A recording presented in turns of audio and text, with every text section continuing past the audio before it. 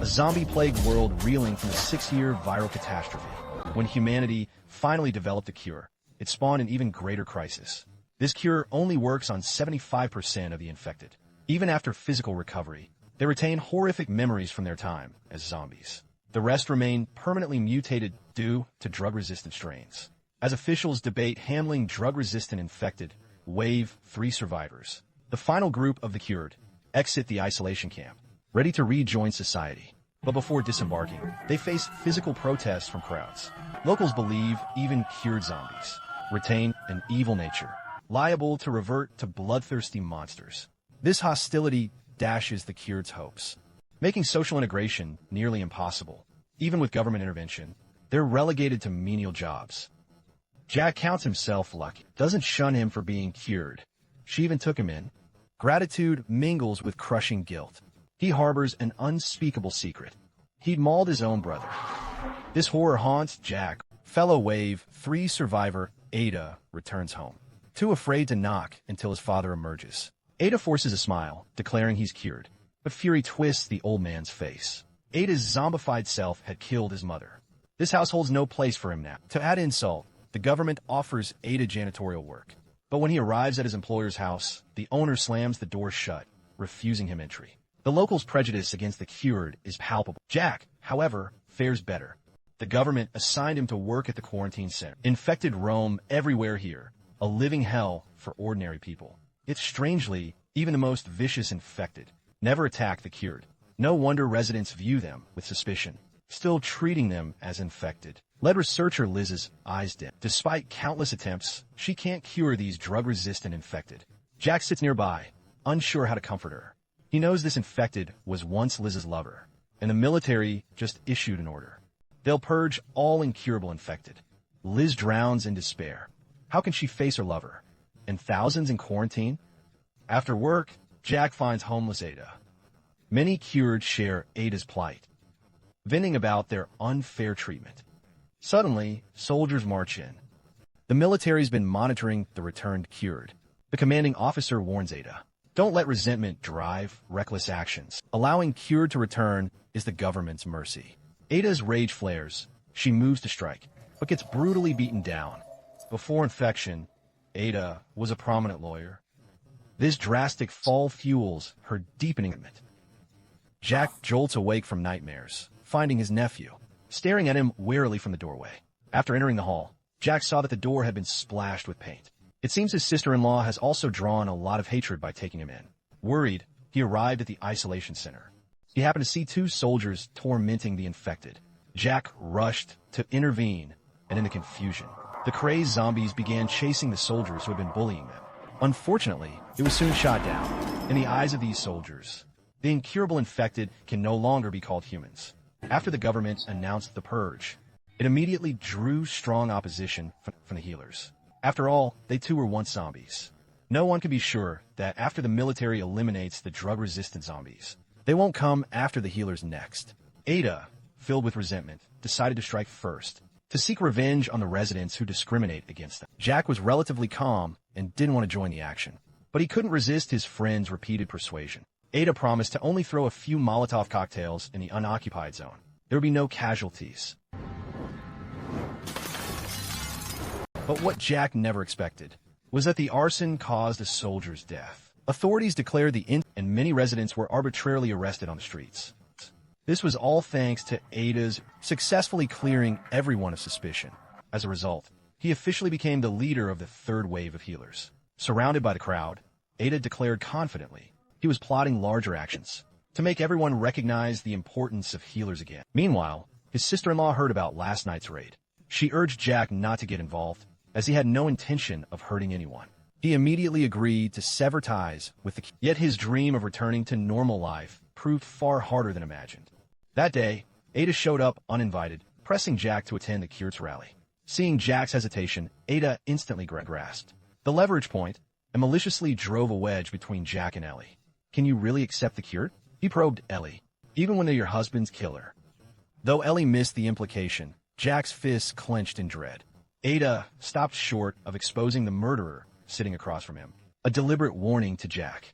Recent events taught Jack one brutal truth. The cured remained branded as infected, forever exiled from humanity. But unlike Ada, Jack had an ally, Ellie's compassionate presence, and his nephew's growing acceptance. Jack clung to his dream of normalcy, yet reality kept crushing that hope. That day, a military officer confronted Ellie. The third wave cured are stirring trouble underground. Jack's close with their leader, Ada. Report. Anything you hear, immediately. He produced a damning photo. Jack was infected by Ada's bite. That makes him her direct progenitor. Still, Ellie trusted Jack wasn't in cahoots with the cured. To verify her faith, she secretly filmed the cured's gathering, catching Ada's rally where she planned to unleash zombies against the military. Ellie prepared to document the evidence to report to the officer, but she was spotted by a patrolling cured, though her quick reflexes saved her, and she escaped unscathed from the cured's shelter. Meanwhile, Dr. Liz at the medical center had been tormented for days, as her girlfriend's condition worsened drastically, descending into a frenzied state, attacking anyone in sight. At this critical moment, carrying orders from command to euthanize all drug-resistant infected.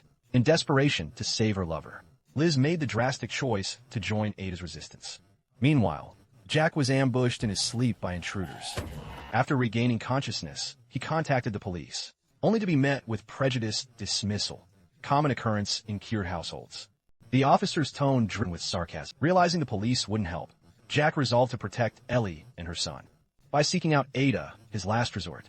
Back home, Ellie discovered the missing memory card and realized instantly Ada had sent the intruders.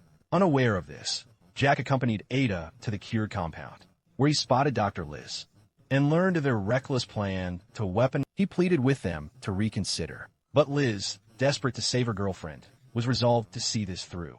Suddenly, commotion erupted outside. Military forces had come to arrest them. Ada fled through the back exit with her followers while Jack deliberately lagged behind, allowing the soldiers to capture him. Ada's eyes burned with rage, seeing her ally choose separation. After escaping the cured's shelter, he rushed to find Ellie and confessed Jack's secret, killing her husband by biting. The military officer sensed Jack's desperate yearning for a normal life and persuaded him to infiltrate the cured as an informant. Though Jack disapproved of Ada's reckless actions, he refused to betray his friends, so he flatly rejected the. Returning home, he found his weeping sister-in-law and realized Ada had betrayed him. Despite Jack's frantic apologies that biting her husband wasn't intentional, Ellie ultimately kicked him out.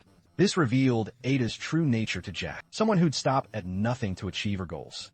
That night, he lured Ada, claiming he wanted to join the cured resistance, but actually setting a trap.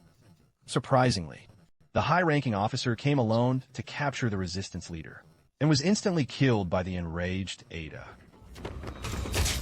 The man picked up the gun, seething with rage, yet he still wanted Jack to join him. But Jack clenched his teeth, refusing to yield. As they stood deadlocked, sirens wailed nearby. Ada cursed under her breath, but spared her former friend. On mission day, with inside help from Liz, two cured disguised as orderlies neutralized the guards. Rushing into the control room, Liz saw her lover still quarantined.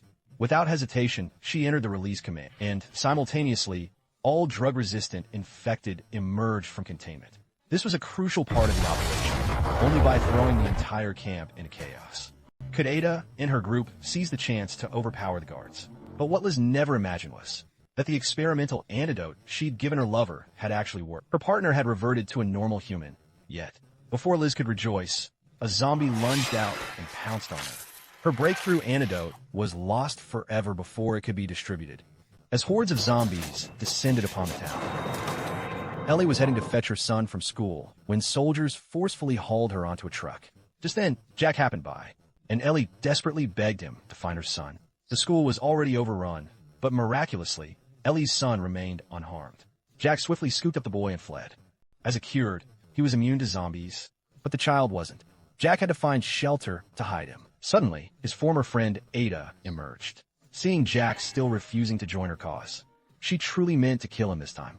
But at the critical moment, two patrolling soldiers opened fire, killing Ada instantly. Witnessing his friend's brutal death, Jack had no time to mourn. His nephew was in grave danger.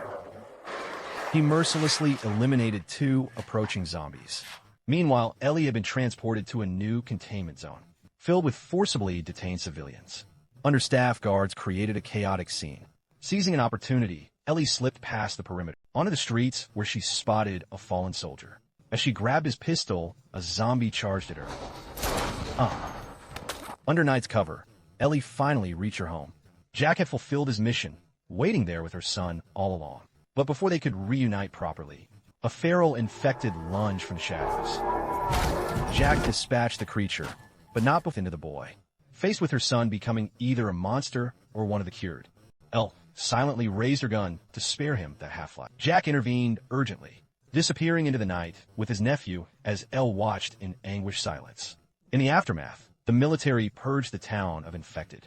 Yet prejudice against the cured ran deeper than ever. Jack retreated to the wilderness with his now-cured nephew, perhaps the only place left for their kind.